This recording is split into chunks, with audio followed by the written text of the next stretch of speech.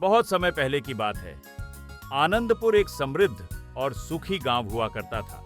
वहां सब लोग मिलजुल कर रहते थे। सभी गांव वाले बहुत खुश थे क्योंकि इस बार सबकी फसल बहुत अच्छी हुई थी। क्या हुआ सुखीलाल, इतने दुखी क्यों हो? दुखी नहीं होगा तो क्या करेगा, बेचारा किस्मत का मारा। अब ये सोच सोच कर परेशान है कि जमींदार का लगान कैसे चुकाएगा। सुखीलाल एक गरीब किसान था। वह मेहनती तो था पर बुद्धि से कमजोर था। जहां गांव में इस साल सबकी फसल अच्छी हुई थी, वही उसकी फसल खराब हो गई थी क्योंकि उसे खेती के बारे में कम ज्ञान था। पर जमींदार कड़क सिंह अपना लगान वसूल किए बिना कहां रहने वाला था और यही चिंता सुखीलाल को सताए जा रही थी। क्या हुआ सुखीलाल, बड़े दुखी लग रहे हो? कड़क सिंह को लगान कैसे दूं ये समझ में नहीं आ रहा। मैं तो कहता हूँ जाकर कड़क सिंह के आगे हाथ जोड़ लो। उसका नाम कड़क सिंह जरूर है पर वो नारियल की तरह है, ऊपर से कड़क और अंदर से नरम। वो तुम्हारी बात जरूर समझेगा। शायद तुम सही कह रहे हो। गांव वालों की बात सुन सुखीलाल कड़क सिंह के घर गया। आओ सुखीलाल, आओ। लगान देने आए हो क्या? लगान देने तो नहीं, पर उसी के बारे में बात करने आया हूँ आपसे। बात कैसी बात? इस बार भी मेरी सारी फसल खराब हो गई। अगर लगान माफ हो जाता तो बड़ी कृपा होती। क्या लगान माफ कर दूं? अगर ऐसे ही मैं सबके लगान माफ करने लगा तो फिर मेरा क्या होगा? मैं समझ सकता हूँ, पर मैं वादा करता हूँ कि अगले साल मैं पिछले सारे लगान एक साथ चुका दूंगा। कड़क सिंह एक अच्छा इंसान था, इसलिए वो सुखीलाल की बात मान गया। ठीक है। बहुत बहुत धन्यवाद कड़क सिंह, तुम्हारा ये एहसान मैं कभी नहीं भूलूंगा।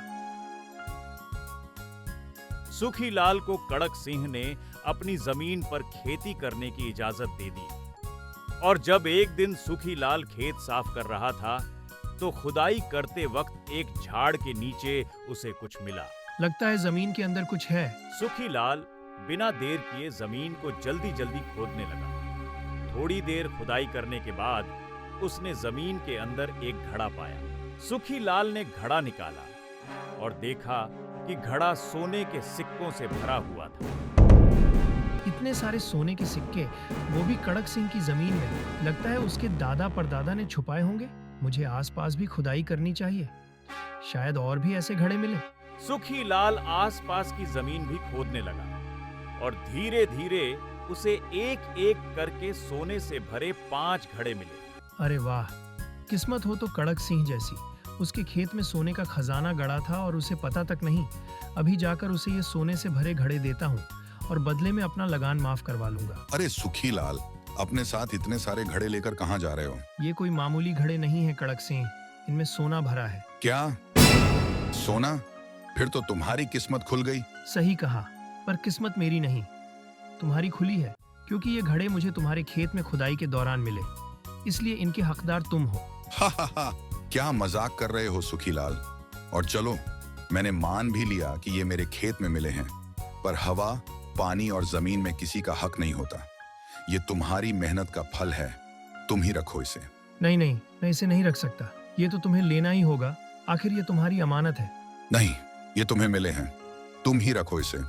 कड़क सिंह मन का अच्छा इंसान था, इसीलिए उसने सुखीलाल को सोने से भरे घड़े रखने को कहा।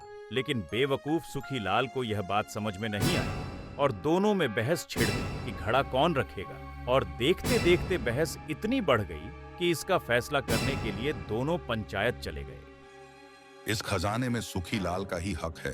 उसने मेहनत की, खुदाई की और खजाना उसे मिला। इससे मेरा कोई लेना देना नहीं। पर मिली तो तुम्हारे जमीन में ना।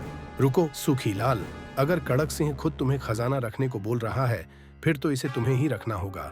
यही पंचायत का फैसला है। आगे तुम इस खजाने के साथ जो करना चाहो वो करो। मैं पंचायत के फैसले से सहमत नहीं हूँ। अगर कड़क सिंह खजाना नहीं लेगा तो मैं वापस उन घड़ों को खेत में छुपा दूंगा। लोग सुखीलाल को ऐसे ही किस्मत का मारा नहीं कहते थे। जिस खजाने से उसकी सारी गरीबी दूर हो सकती थी, अपनी जिद और बेवकूफी के कारण उसने वह खजाना फिर से खेत में छुपा दिया। अब मैं निश्चिंत हो सकता हूँ। कभी मुझे कोई ये नहीं बोलेगा कि मैंने लालच में आकर कड़क सिंह का खजाना रख लिया। इस तरह कई साल बीत गए और सुखीलाल और कड़क सिंह के खजाने की कहानी पूरे गांव में प्रसिद्ध हो गई। कुछ साल बाद सुखीलाल और कड़क सिंह दोनों चल बसे और उनके बेटे बड़े हो गए। फिर एक दिन सुखीलाल के बेटे सुखिया को खजाने के बारे में पता चला। वाह काका, मेरे पिताजी के पास इतना खजाना था, फिर भी हमें गरीबी की जिंदगी बितानी पड़ी। मैं अभी जाकर वो खजाना ले आऊंगा। सुखिया बिना देर किए उस खजाने को लेने कड़क सिंह के खेत में चला गया और 5 घड़ों को जमीन खोदकर निकाल लाया। पर जब यह बात कड़क सिंह के बेटे रुद्र को पता चली तो वह तुरंत सुखिया के पास गया। सुखिया, अरे ओ सुखिया, बाहर आओ, जल्दी बाहर आओ। क्या हुआ? इतना शोर क्यों मचा रहे हो? क्योंकि चोर को जोर से ही बुलाया जाता है, तभी उसे सुनाई पड़ता है। तुम्हारी हिम्मत कैसे हुई मुझे चोर कहने की? क्योंकि तुमने मेरे खेत से खजाना चुराया है, 5 सोने के सिक्कों से भरे घड़े। भूल गए क्या? मैंने कोई चोरी नहीं की। वो खजाना मेरे पिता सुखीलाल ने वहां रखा था। पंचायत ने भी यही फैसला किया था कि वो खजाना मेरे पिता का है। मैं नहीं मानता किसी पंचायत की बात।